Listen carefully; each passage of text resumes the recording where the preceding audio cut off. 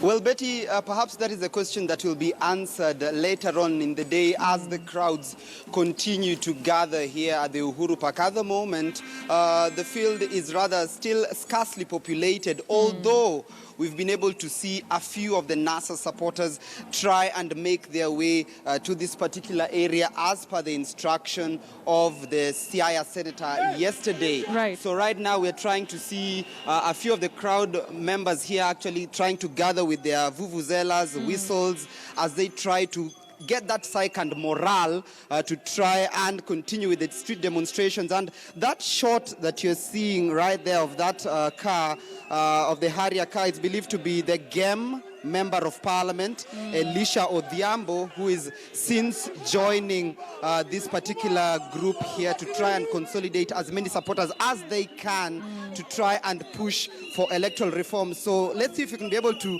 intercept him here for a moment and talk to him before we continue. Thank you so much, Mheshimiwa, for speaking to KTN News. Tell us, we've heard from your leaders, they have since withdrawn, but the demonstrations continue. What should Kenyans expect today? I think we are doing what is expected of us, Article 138, that allows us to picket. And this is to demand reforms at the IEBC. I think if our Chiloba, I would have left IEBC yesterday. If those commissioners that are impediment to making Kenya great again, I would ensure that I would have resigned yesterday. Yeah. We are going today to have the mother of all demonstrations. Yeah. How many people are you expecting? As we are expecting not less than 1 million march to Anniversary Towers. Yeah.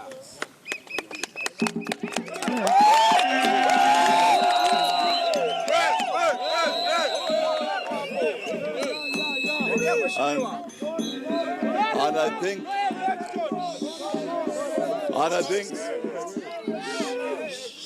I think Kenyans who are watching, the mere fact that Raila withdrew yesterday should signal that we have hope. We have stopped in Jericho. We are still relaxing. We are bathing, having a shower and eating a little bit. Having showers and eating, but the road to Canaan is so clear, as clear as the road from Nairobi to Kisumu. Perhaps one last question before I hand over back to the studio. The issue that the NASA leaders have since withdrawn and are actually leaving the country, how then will you ensure that this particular push continues? And what if the IEBC decides to go with Article 138(1) and decides that they will going to declare President Uhuru Kenyatta as the duly elected president based on the fact that he is going to go to the polls unopposed? What then happens to your push? Let me say this. And my colleague Kizito will add.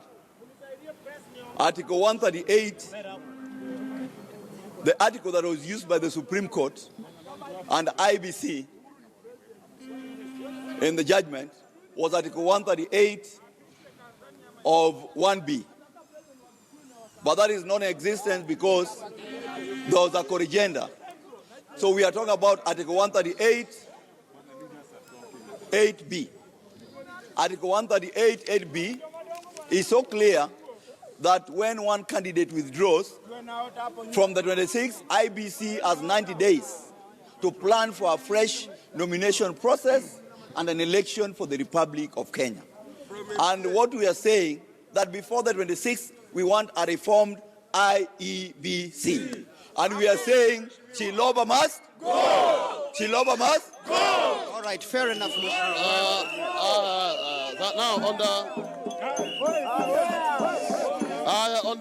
On the issue of if we are asking if, like for example, if Uhuru is declared president, that will be null and void.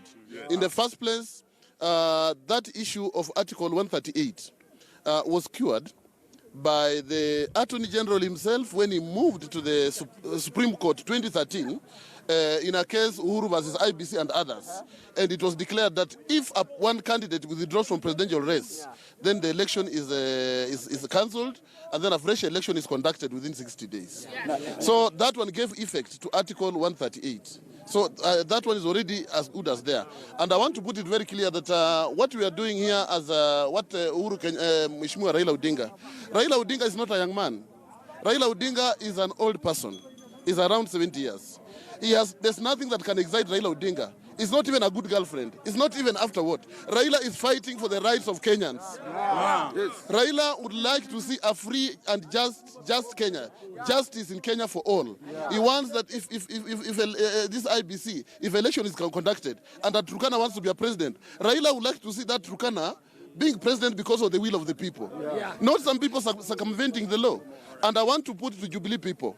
The moment the Jubilee people and the Jubilee followers and the Jubilee leaders start realizing that this thing, they are going to be the biggest losers in this arrangement because of their arrogance and their impunity. And I want to tell them this, that by finally, from 1st of November, Uhuru Kenyatta is not a president. He will never be a president again because let him is a candidate. We want to have a caretaker president to oversee the presidential election because he's there is partisan and is messing everything, and we can't allow that. All right. Thank you so much, Waheshimiwa. We've heard from the NASA legislators there, even as they try and make their way through the Uhuru Park grounds. Betty, it's going to be an interesting day today. We've heard from all the legal sides, all the legal angles in regards to what next following the withdrawal of NASA presidential candidate Raila Odinga and his running mate Kalonzo Musyoka. The crowd has since gathered here, and we're going to try and see if we can be able to talk to them and hear the views of the people when we can. Betty, so back to you. All right.